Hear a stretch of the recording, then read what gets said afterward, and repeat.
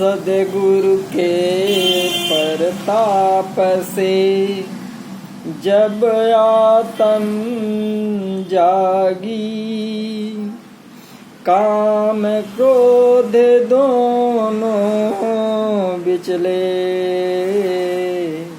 सेना सब भागी। बोलिए श्री सद्गुरुदेव की जय। आप समस्त श्रोता बंधुओं को हमारा हार्दिक प्रणाम, हार्दिक नमस्कार है। जैसा कि चर्चा चल रही है रामायण के अनुसार मानस रोग का, ये 38वां एपिसोड है, जिसमें आप सभी का स्वागत है, हार्दिक अभिनंदन है। आइए देखते हैं कि गोस्वामी जी ने आगे क्या बताया मानस रोग में। तो बता रहे हैं कि ये वर्णन उस समय का है कि जब काकभुसुंडी जी के गुरु महर्षि लोमश जी उन्हें बार बार ज्ञान बता रहे हैं और काकभुसुंडी के मन में नहीं बैठ पा रहा है, तो बारंबार सकोप मुनि करें निरूपण ज्ञान, मैं अपने मन बैठ तब कराऊं वेदन। तो हुआ क्या कि क्रोध की द्वैत बुद्धि बिनु, द्वैत की बिनु अज्ञान, और माया बस परिछिन्न जड़ जीव की इस समान। तो मुनि बारंबार क्रोध सहित क्रोधावेश में ज्ञान का निरूपण करते थे। तब काकभुसुंडी जी अपने को स्वयं बता रहे हैं कि मैं बैठे बैठे अपने मन में अनेक प्रकार के अनुमान करते थे कि बिना द्वैत बुद्धि के क्या क्रोध हो सकता है, द्वैत क्या बिना अज्ञान के हो सकता है, इसी तरह क्या माया के वश परिच्छिन्न जड़ जीव ईश्वर के समान हो सकता है। अर्थात क्रोध मुनि को हुआ अतएव क्रोध की द्वैत बुद्धि बिनु। इसी प्रसंग से अपर विचार मन में आए, जो वे आगे कहते हैं, द्वैत बुद्धि बिन अपने से पृथक दूसरे को माने बिना, भाव कि जब प्राणी ये मानेगा कि मैं एक व्यक्ति हूँ और यह या वो मुझसे भिन्न दूसरा व्यक्ति है, तभी उसे दूसरे पर क्रोध आ सकेगा, अन्यथा नहीं। तो मुनि सबको ब्रह्म बतलाते हैं, एक से दूसरा नहीं बताते। इसी पर ये विचार करते हैं कि जब दूसरा है ही नहीं, तब मुनि क्रोध क्यों और किस पर करते हैं, जब एक ही ब्रह्म है। अतः ये निश्चय है कि जीव ब्रह्म नहीं है, वो तो माया आवरण से ढका हुआ है। कथन मात्र से वो क्या ईश्वर के समान हो सकता है, ऐसा प्रश्न उनके अंदर आता है। फिर कहते हैं कदापि द्वैत की बिनु अज्ञान। ज्ञान का लक्षण ये है कि देख ब्रह्म समान सब माही, सब में परमात्मा को देखने से द्वैत भाव नहीं रह जाता। ज्ञान रहित होने पर अविद्या माया के बस होने से द्वैत बुद्धि आएगी। ज्ञान रहते द्वैत बुद्धि का अभाव रहेगा। वो ज्ञानी भक्त अपने ही प्रभु को सब में देखेगा, सब में प्रभु है, मैं सबका सेवक हूं, तब क्रोध कैसा। यथा निज प्रभु मैं देखें जगत, कहीं शन करें विरोध। अज्ञान से द्वैत होता और द्वैत से क्रोध। अज्ञान के विरुद्ध वृत्ति को अज्ञान कहते हैं। सब में परमात्मा को समान देखने से द्वैत भाव नहीं रहता। सब जीव भगवान के शरीर हैं, अतः जीवों के द्वारा सुख दुख की प्राप्ति उन कर्मानुसार भगवान की प्रेरणा से होती है। प्रभु सर्वज्ञ और एवं न्यायशील है, अतः सब ठीक हो करते हैं।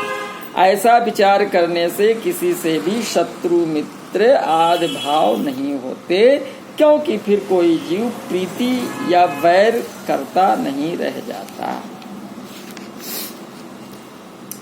द्वैत तो नाना तो दृष्टि से होता है, यथा जननी जनक गुरु बंद सुहृद पति सब प्रकार हितकारी, अद्वैत रूप तम कोप परो नहीं अस कहाँ जतन बिचारी। विनय पत्र का 111।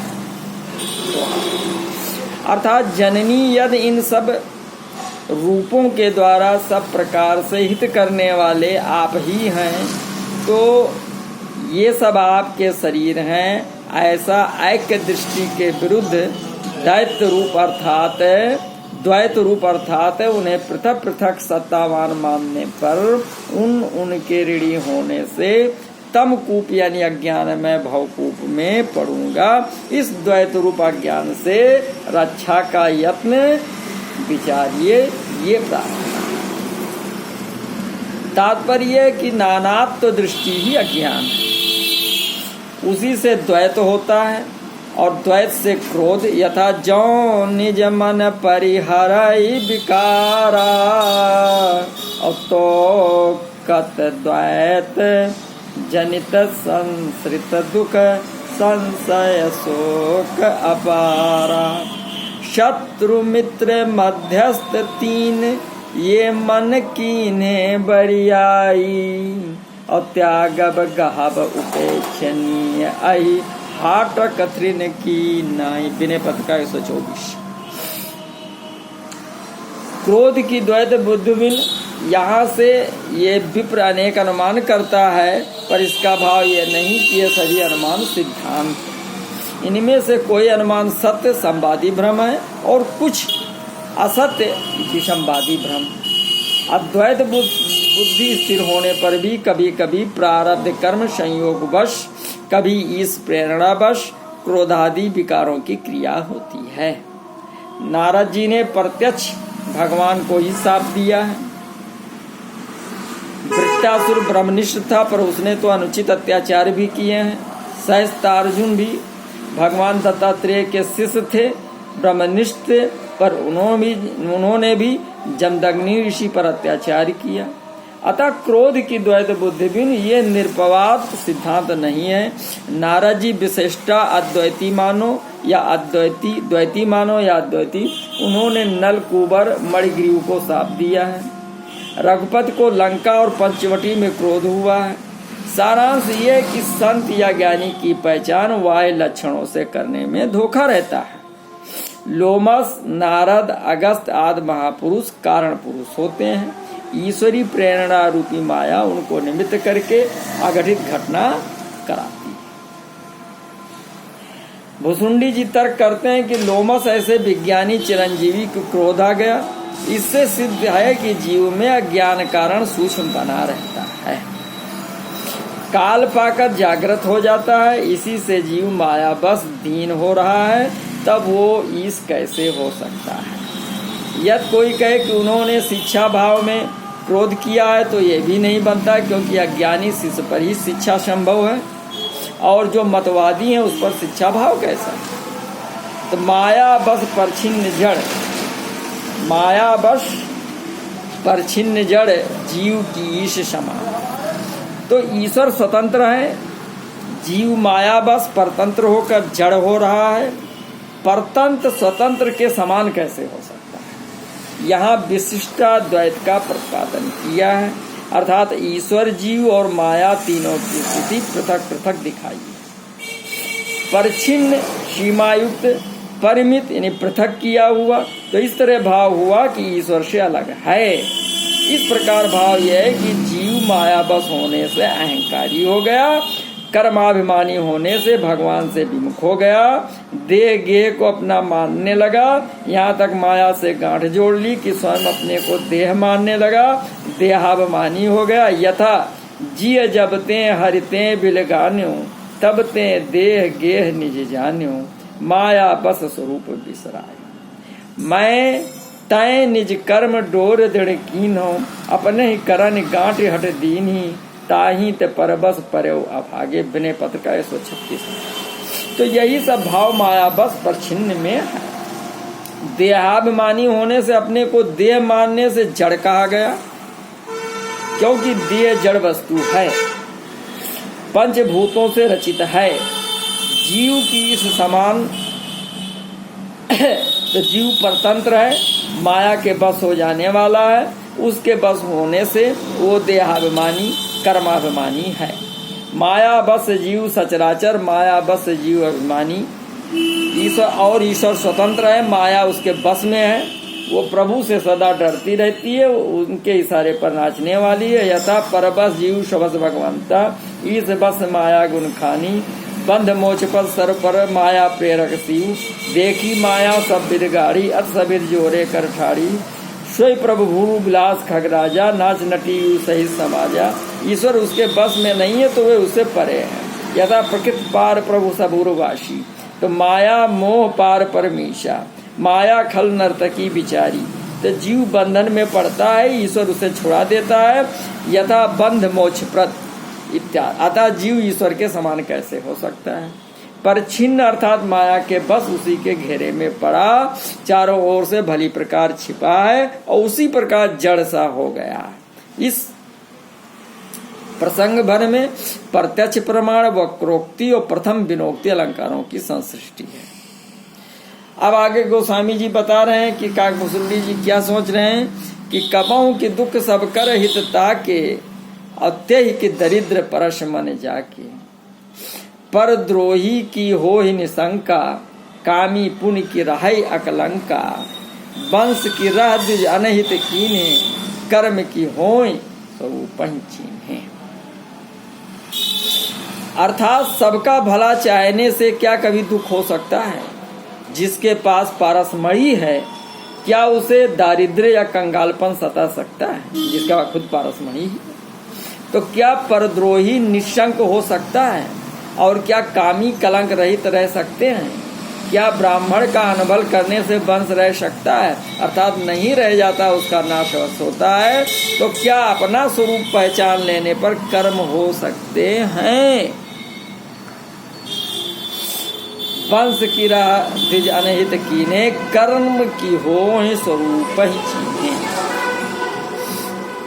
तो कबहु की दुख सब कर हित ताके, परहित करना धर्म है, अतः परहित शरीर धर्म नहीं भाई। धर्म से सुख होगा।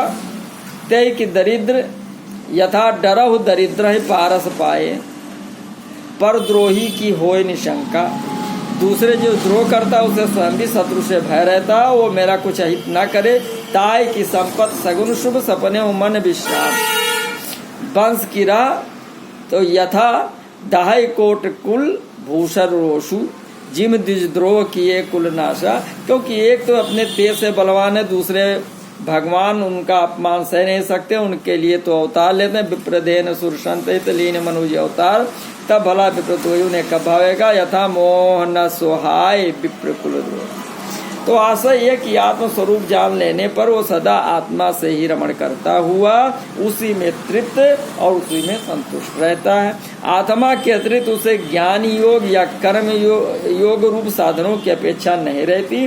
उसके धारण पोषण और भोग सब कुछ आत्मा ही है। उसके लिए अब कुछ भी कर्तव्य नहीं है। रह गई यह बात कि कोई मनुष्य बिना कर्म के रह ही नहीं सकता, तो उसके संबंध में जान लेना चाहिए कि उसके द्वारा जो भी कर्म देखने में आते हैं वे सब कामना और संकल्प से रहित होने से वे भुने हुए बीज के समान शुभ अशुभ फलदाता नहीं हो सकते। यही बात भगवान श्री कृष्ण जी ने गीता में कहा कि यस सर्वे समारंभा काम संकल्प वर्जिता ज्ञानाग्नि दग्ध कर्माणम। वे कर्म उसके द्वारा बिना ही किसी अपने प्रयोजन के, या तो प्रवृत्ति मार्ग वाला है तो लोक संग्रह के लिए, और निवृत्ति मार्ग वाला है तो जीवन यात्रा निर्वाह के लिए केवल चेष्टा मात्र ही क्रिया होती है। श्री शांकर भाष्य में कहा गया कि उसके कर्म प्रकृति से पृथक आत्मस्वरूप के अनुसंधान पूर्वक किए जाने के कारण वे कर्म संकल्प से रहित होते हैं। प्रकृति और प्रकृति के गुणों के साथ आत्मा की एकता करके समझने का नाम संकल्प है। श्री रामानुज भाष्य के अनुसार ऐसा पुरुष कर्म में प्रवृत्त हुआ भी कुछ नहीं करता, क्योंकि वो नित्य स्वरूप में ही तृप्त है। वो कर्म के नाम पर ज्ञान का ही अभ्यास करता है। यथा त्यक्त्वा कर्म फलासंगा नित्य तृप्तो निराश्रया कर्मण्य अप्रवृत्तो अपि नैव किंचित करोत्साह। गीता 4:20 चौथा अध्याय 20वें श्लोक में। तो इस श्लोक में कर्म की होए का भाव और भी स्पष्ट हो जाता है। तो स्वरूपानुभूति होने पर कर्म हो ही नहीं सकता। ये भाव लेने से यहाँ विषमवादी भ्रम है, असत्य है। कारण कि ना ही कश्चित क्षणमपि जातु तिष्ठित्य कर्म कृत। यह सिद्धांत सत्य सिद्धांत है कि हत्वापि इमाम लोकान हंत न निबंधते, गीता में बताया गया है। तो अन्य सब अनुमान सत्य है। कर्म की हो कर्म करने वाली इंद्रियां हैं, और अहंकार जो भीतरी इंद्रिय है समस्त कर्मों की जिम्मेदारी लेता है। मोह बस जीवात्मा अपने को अहंकार मानकर सब कर्मों का करने वाला समझता है। अहंकार विमूढ़ आत्मा कर्ता अहमित मन्यते, गीता में बताया गया। अहंकार से विमोहित आत्मा अपने को कर्ता मानता है। जब स्वरूप ज्ञान हो जाता है, जिसे आत्मज्ञान भी कहते हैं, तो उसे ये पता चल जाता है कि आत्मा कुछ करता धरता नहीं है, यही कर्म का अंत हो जाता है। इसी प्रकार आत्मानुभव के बाद फिर कर्म नहीं होता। अपने स्वरूप को चीनने पर शुभ अशुभ कर्म नहीं कर सकता, किंतु स्वस्वरूप चिन्ह लेने से शुभ अशुभ कर्म किंचित काल के बस से होते रहते हैं, पर उस पुरुष को परिणाम में दोनों काम नहीं हुए, जैसे भुना हुआ। ज्ञान अग्नि दग्ध कर्माणम तामहु पंडितम बुधा। कामी पुण्य की रहाई अकलंका। यहाँ कहा कि कामी कलंकी होता, और आगे कहते हैं कि बिनु अग अजस की पावे कोई। इसे जनाया कि कामी होना पाप है। यही बात पूर्व भी कही है। यथा पर दोही पर दार रत पर धन पर अपवाद ते नर पावर पापमय देह धरे मन जा। कबहू की दुख सब हित करता के। तो भाव की ईश्वर सबका हित करता और अखंड ज्ञान तथा सदा आनंद रूप है। यद जीव वही है तो इसको दुख हो नहीं सकता, पर जीवों को शुभ अशुभ कर्मों का भोग दुख नित्य देख पड़ता है।